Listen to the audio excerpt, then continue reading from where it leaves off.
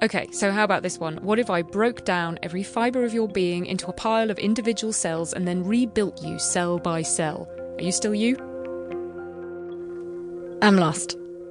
To help us out with these very complex questions, I'm going to introduce you to a very simple creature. One of the simplest on the planet, in fact, and my new favourite animal, a sea sponge. They're often described by what they lack. Sponges lack nerves, lack muscles, lack guts.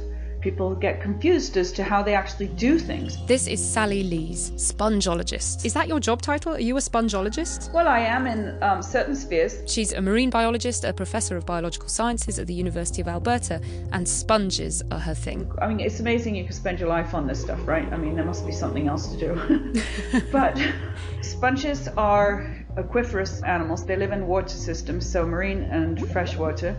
Sponges have been around for a long time, between 5 and 8 million years. They're essentially giant water-filtering tubes. They have no muscles, no organs, no nervous system. No brain, no thoughts, no feelings. So you'd think no sense of self. But sponges can do this pretty amazing trick. So if you take a sponge, snip a piece off, put it through mesh of very small size, so 20 microns or so, the ooze that comes out of that is actually cells still. Those cells crawl around and bump into each other and then make connections. If you have enough of the cells, they will eventually organize themselves into forming the entire body again. Have you seen Terminator 2? Was I alive in the 90s, you mean? Yes, Emily, I've seen Terminator 2. Okay, well, remember the scene where the evil Terminator gets frozen in liquid nitrogen and Arnie says, "Hasta la vista, baby," and shoots him and he shatters all over the floor? Yeah. Then, just when you think he's a goner, the hundreds of tiny pieces melt and blob together and start to reform back into the Terminator. Yeah. Well, that's what we're talking about. Sponges can really do this, re-aggregate themselves from a kind of living sludge on the seafloor. The classic sort of experiment is to do this with a blue sponge and a red sponge, and then they will actually sort themselves out and become only the blue sponge cells and only the red sponge cells. So they have this ability to determine self from non-self. They can determine self from non-self. Yep, sponges have some kind of a sense of self encoded right into the individual cells. So wait, you push a blue sponge and a red sponge through this mesh. Yeah. So you've got this purplish cloud of cells. Uh-huh. And this cellular ooze reforms itself into a blue sponge and a red sponge. In the right conditions and in enough time, yes. It will take the better part of a week to 10 days before you've really got something that's starting to look like a sponge. Is the sponge that got disassociated the same sponge that reaggregates? Is it the same animal? That's a very interesting question, isn't it?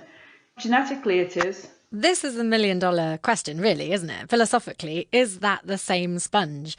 Or is it a new animal, a clone? It's hard to tell. It kind of depends on how much of the original sponge makes the jump, how much of its memories and personality and other things that we think of as making up the self. But hold on, we've just established that sponges don't have a brain. They can't have personalities or memories. Well, that's another amazing thing about sponges.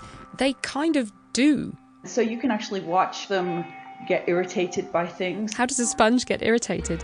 It gets irritated by motion. So if you hit the table, they will feel that vibration through the water and it spits out its water. We call it a sneeze. It'll probably take about an hour and then it'll relax again. So you basically have to find something else to do until the sponge is finished doing that. Students will put the sponges ready for doing an experiment the next day because the sponge will get irritated if you do it in the morning, you know. We sort of get to know these animals, their character, by working with them in the labs. So can they learn things? There's learning in the neuron sense, which is a different thing here. But the kind of learning I think you're talking about is, can the cells recognize a situation that they've encountered before? And that actually is possible. So for example, many moons ago, what I would do is cut a little piece off of it and... Sally told me about a time she essentially trained a sponge to cling onto the Petri dish just the way she wanted it to. It would form this ball, she would pry it open again, it would ball up again, but... By the 5th day, I had no problem.